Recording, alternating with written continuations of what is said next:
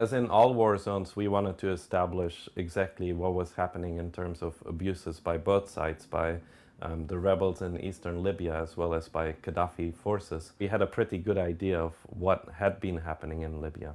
And one of the recurring stories that we heard about was about this execution which had happened in the eastern city of Benghazi all the way back in 1984, where a show trial had taken place and then a group of men had been hung in public. There was a man named Idris who used to come to our hotel every day. He was a very successful businessman in the city of Benghazi. And he had a packet of prints, black and white prints. I was with a photographer called Tim Hetherington, who later died in Misrata 2 weeks later. And we realized that they were prints of Qaddafi that had been used for various propaganda reasons. And he said that he had gone into the headquarters of one of the security services while the building was being ransacked and being burned, and had removed as much as possible documents and videos and negatives and prints. What he had come to show us was just a tiny fragment of what he had collected.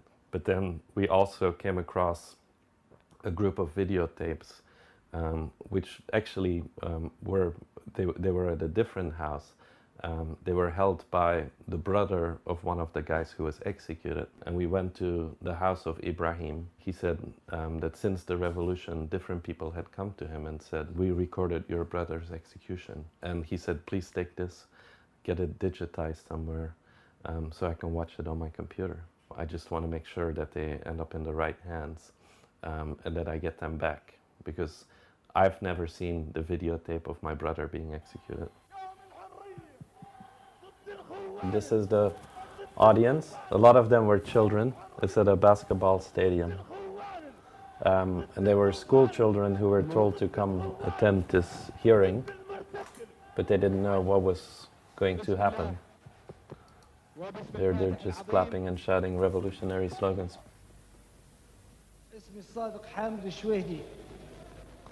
See, this is the guy who's on trial. This is just the most powerful image of the whole archive, is this young student sitting in this sports stadium all by himself, being questioned by this revolutionary court. And he knows he's going to die. I mean, they just hung the other guy. This is the image of fear. And this is the guy whose brother I met in Benghazi,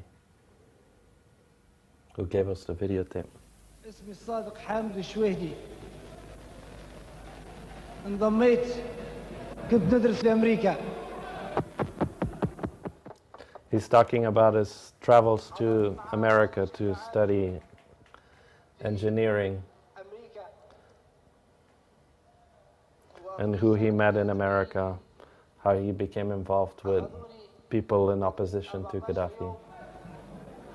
انضميت لكلاب الضالة في أمريكا في سنة 81. They can show this at university courses if people want to know what a forced confession looks like. See the woman who just stood up here in the green? This is Huda, the executioner, trying to get the crowd more excited. She's right here in the middle.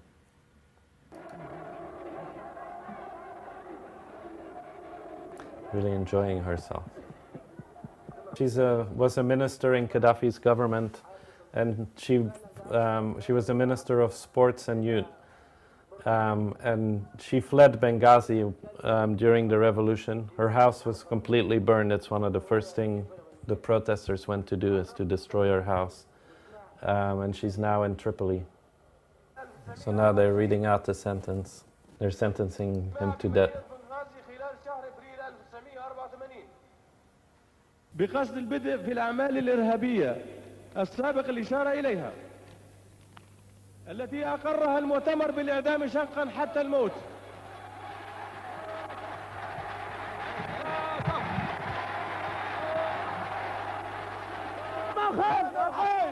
في الميدان، في الميدان. Right in the stadium, in front of all these children. They hung him live on television. And then they went back to the news and they had more confessions. And it's a moment that just about every Libyan you speak to can vividly remember. This is all the film, and you can see what kind of condition. Some of these haven't even been opened yet. I mean, there's two aims. One is for us to analyze it for any evidence of human rights abuses, but then we also want to help preserve it for the Libyan people. The archive we found has materials from many different eras. For example, this picture is a picture of King Idris, the last king of Libya before Qaddafi carried out his coup, arriving in Benghazi. And what's interesting to note in the picture is the flags, because these are the flags which the revolution in eastern Libya has now adopted as the flag for the new Libya. And this is one of the first pictures of Qaddafi arriving in Benghazi. Obviously a very different era from what was to become of the Qaddafi era. There's Qaddafi. This is Minister Yunus, former defense minister, now with the rebels.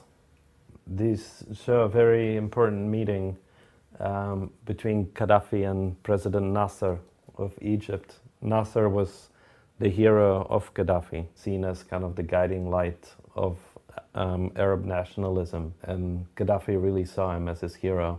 And after Nasser died, Qaddafi tried to adopt the mantle of Arab nationalism, but was rejected by a lot of the other Arab leaders. So Nasser's visit to Libya was a very important moment. Here Nasser's telling a joke, it seems. This is one of my favorite series. It shows a young Qaddafi with his shoes off on the beach, reading some documents while surrounded by a group of other revolutionaries. This must be very early on, and they're probably some of the most informal pictures I've seen of Qaddafi. Here's Qaddafi praying by himself on the beach. I mean, any state has massive archives which aren't necessarily open to the public. Sure had a sense of style.